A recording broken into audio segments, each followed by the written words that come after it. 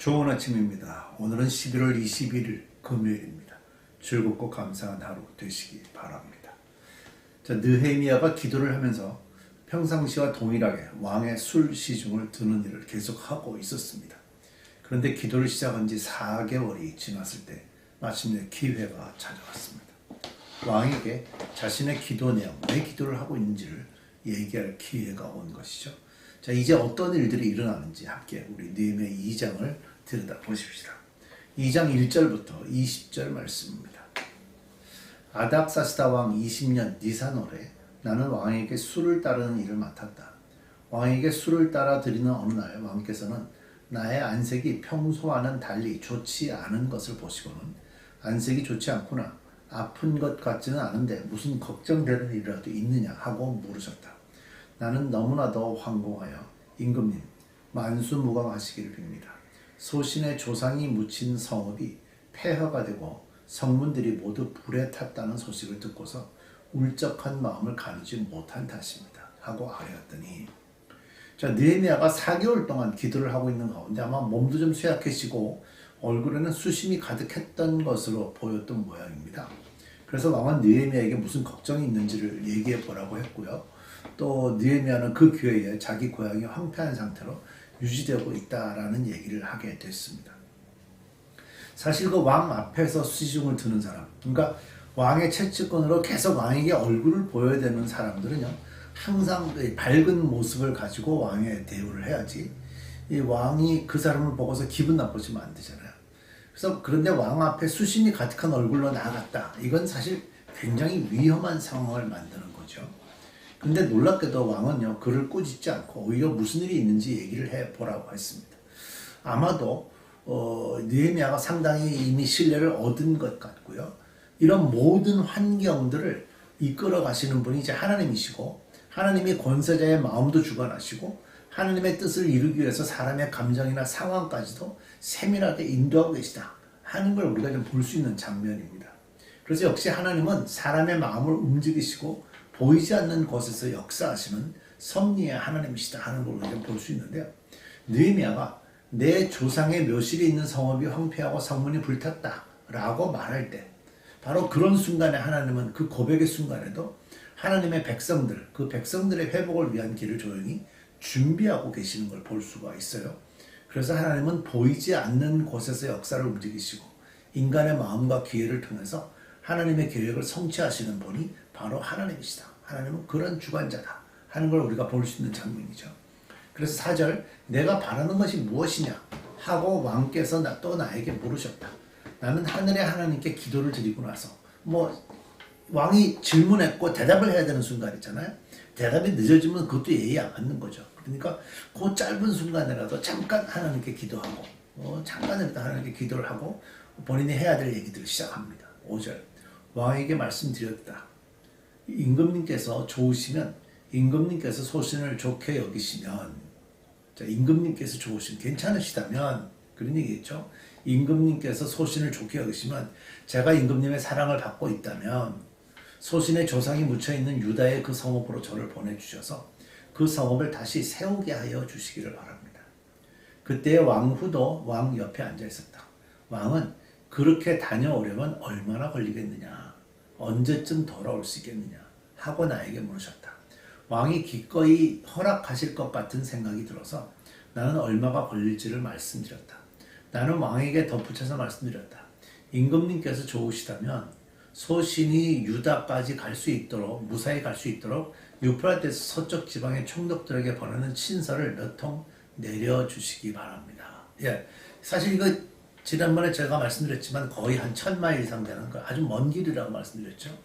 그 먼 길을 가는 과정에 다양한 그 지방의 왕들, 조그만 왕들 또는 지방의 총독들을 만나야 되잖아요. 다 페르시아의 지배를 받고 있긴 합니다. 그 당시에. 그럼에도 그들이 만나서 그들이 이 느헤미야를 못 세우면 다 어려워지니까 고향까지 갈 수 있도록 길을 열어주는 그런 친서를 보내달라고 얘기하면서 8절, 또 왕실 숲을 맡아보는 아삽에게도 나무를 공급하라고 친서를 내리셔서 제가 그 나무로 성전 옆에 있는 성체 문짝도 짜고 성벽도 쌓고 소신이 살 집도 짓게 하여 주시기 바랍니다. 나의 하나님이 선하신 손길로 나를 잘 보살펴 주셔서 왕이 나의 청을 들어주었다. 자, 나의 하나님이 선하신 손길로 나를 잘 보살펴 주셔서, 이 표현은 굉장히 중요한 표현이죠. 뒷부분에 제가 말씀드리겠는데요. 느헤미야는 왕 앞에서 하나님께 목도한 이후에 왕에게 예루살렘의 재건을 요청했습니다. 느헤미야는 두려운 상황에서도 기도로 마음을 정리하고 담대히 말했고요. 하나님은 그 순간 왕의 마음을 움직이셔서 성벽 재건을 허락하게 하셨죠. 왕은 단지 허락만 한 것이 아니고요. 군대 장관과 마병을 보내서 보호하게 하고 산림 관리인들에게 편지를 써서 재건에 필요한 재료까지 공급하게 되었습니다. 사실 이 모든 것은 느헤미야의 고백처럼 내 하나님의 선한 손이 나를 도우셨기 때문이다 라는 것의 결과입니다. 하나님은 단순히 응답하실 뿐만 아니고요. 필요한 사람과 자원을 예비하시고 완전하게 인도하시는 분이십니다. 여러분의 인생 또한 어려움 속에 있지는 않은지, 어떤 한계에 머무르고 있는 것은 아닌지, 이럴 때 말씀에 기반해서 하나님께 기도하시면, 또 하나님께 부르짖으시면 하나님이 응답하시는 것을 경험하실 수 있으실 겁니다. 자, 9절입니다. 왕은 나에게 장교들과 기병대를 딸려 보내어 나와 함께 가게 하였다. 그래서 나는 길을 따라 유프라테스 서쪽 지방의 총독들에게로 가서 왕의 친서를 전하였다. 호론 사람 산발락과 종노릇을 하던 암몬 사람 도비아에게 이 소식이 들어갔다. 그들은 어떤 사람이 이스라엘 자손의 형편을 좋게 하려고 오고 있다는 것을 알고서 몹시 근심하였다고 한다. 여기 나오는 세 사람, 산발락과 도비아는 나왔고 아직 게셈이라는 사람은 뒤에 나옵니다. 이 세 사람이 그 예루살렘 성벽 짓는데 굉장히 방해를 많이 했거든요. 뒤에 이제 나오게 될 텐데, 느헤미야에서 유다 백성들이 성벽을 쌓지 못하게 하는 아주 악당들입니다.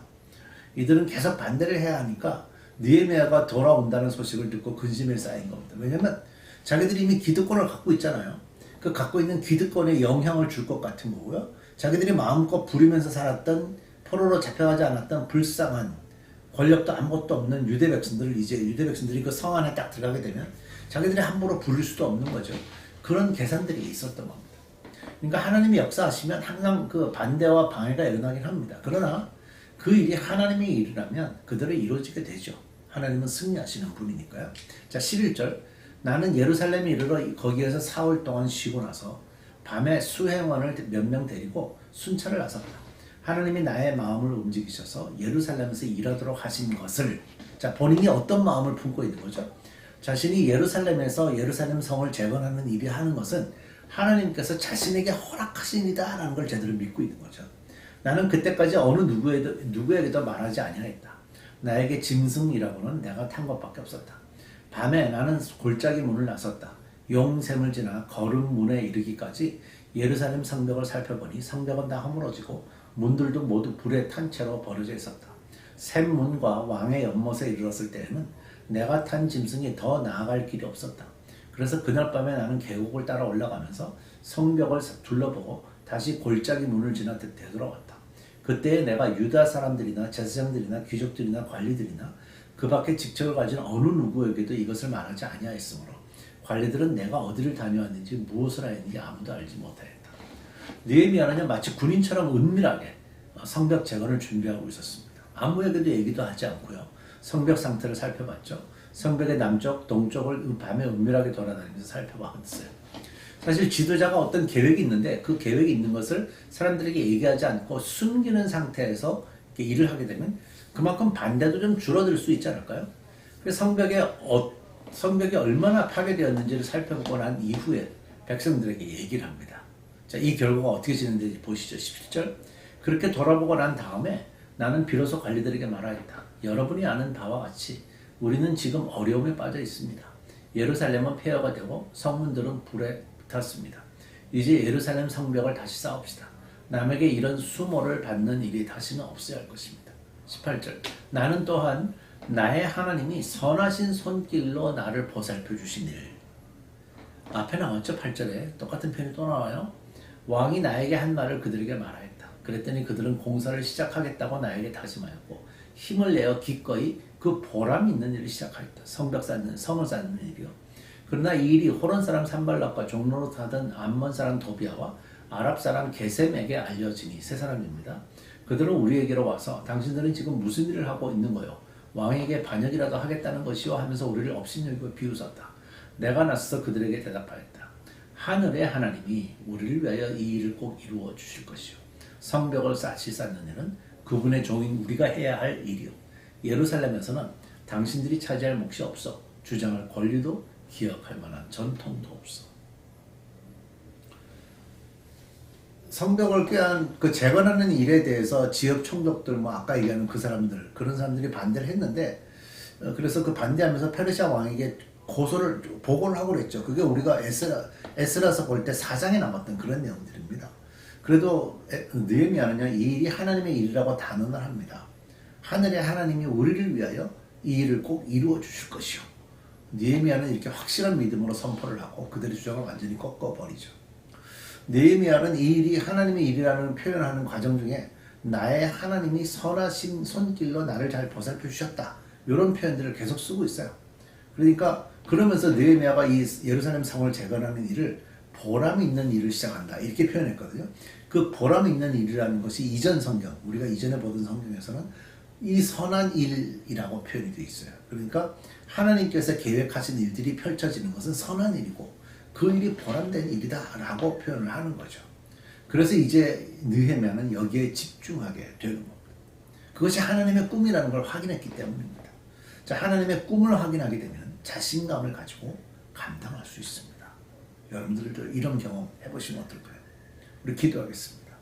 하나님, 이 시간 우리에게 주시는 말씀 느헤미야가 하나님이 선하게 이끄셨다는 것을 정확하게 알고 자기가 스스로 유대 백성들과 함께 이제 예루살렘 성을 쌓는 일이 선한 일이라고 보람 있는 일이라고 믿고 나아갑니다. 우리가 살아가는 일도 하나님의 선한 일 속에서 하나님의 꿈을 펼쳐가는 자신감 있는 삶이 되도록 하나님 우리를 축복해 주옵소서. 예수님의 이름으로 기도드립니다.